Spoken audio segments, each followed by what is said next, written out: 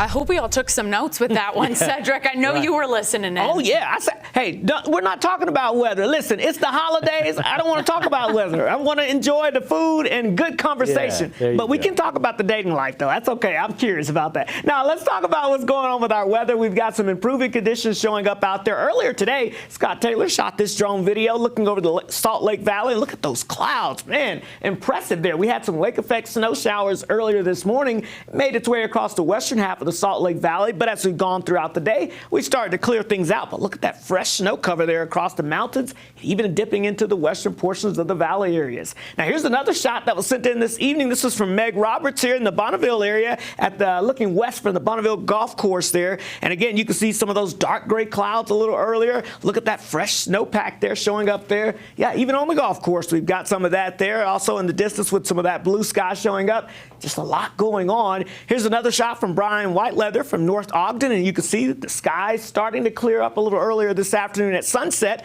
Notice the sun going below the mountains there, but the mountains, nice coat of white showing up there. So, yeah, we've got some great scenes out there, but the good news is we're clearing things out here across the Beehive State as high pressure builds in. It's all about the cold air now, not only just for us, but for most of the western half of the country for now. As far as the active weather goes, that's all shifting to the east coast now. So you can see widespread rain moving into the I-95 corridor. Not necessarily great if you're watching the Macy's Day Parade tomorrow morning. Maybe a little wet looking at that. But notice down to the south, we've even got a line of strong to potentially severe storms developing in Mississippi and Alabama. So active weather to the east, but for us, it's all about the cold air that continues to settle on into the area. So already down to 26 degrees in Logan, 31 in Salt Lake City, Provo, 30 in Delta, 26 already in Milford and Cedar City. We've got 23 in Price, 27 Blanding, 31 in Moab. And notice St. George, the warm spot, but even there it's not that warm, at 43 degrees. What about tomorrow morning when you wake up early? Say, hey, we got to get up early.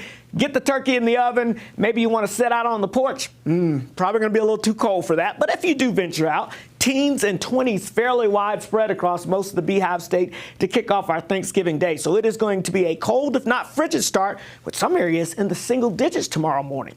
Also, watch out late tonight, early tomorrow morning. There's likely going to be some mountain valley fog trying to develop as some of that moisture gets trapped. Road conditions should be dry and clear, but with that fog, that could reduce your visibility from time to time as you're driving through those mountain valleys. All of a sudden, you hit more of an area where you've got that reduced visibility that drops off quickly. Yeah, it could create some issues. So again, just a few safety reminders for you if you're going to be hitting the roadways. Never use those high beams, of course. Slow it down out there. Of course, it's late at night or early in the morning anyway. You got to watch out for wildlife from time to time crossing the road. So just slow it down out there. Stay focused on the road.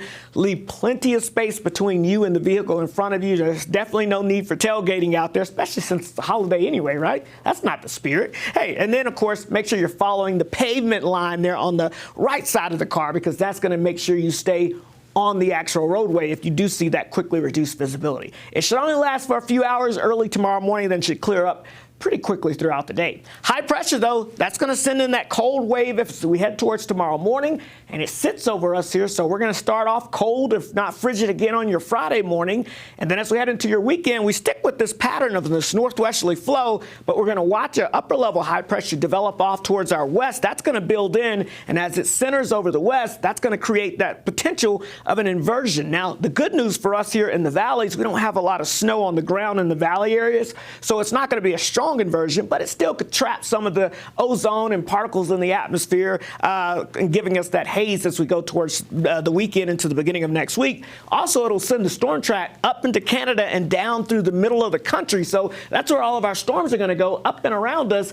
And we're going to stay fairly quiet and calm in terms of any type of storm systems trying to move our way. Hey, our average high is in the mid-40s this time of the year. We're forecasting highs only in the 30s this year. No, last year we had some rain. Then we had some snow. Yeah. And then a couple of years ago, we almost had 5 inches of snow.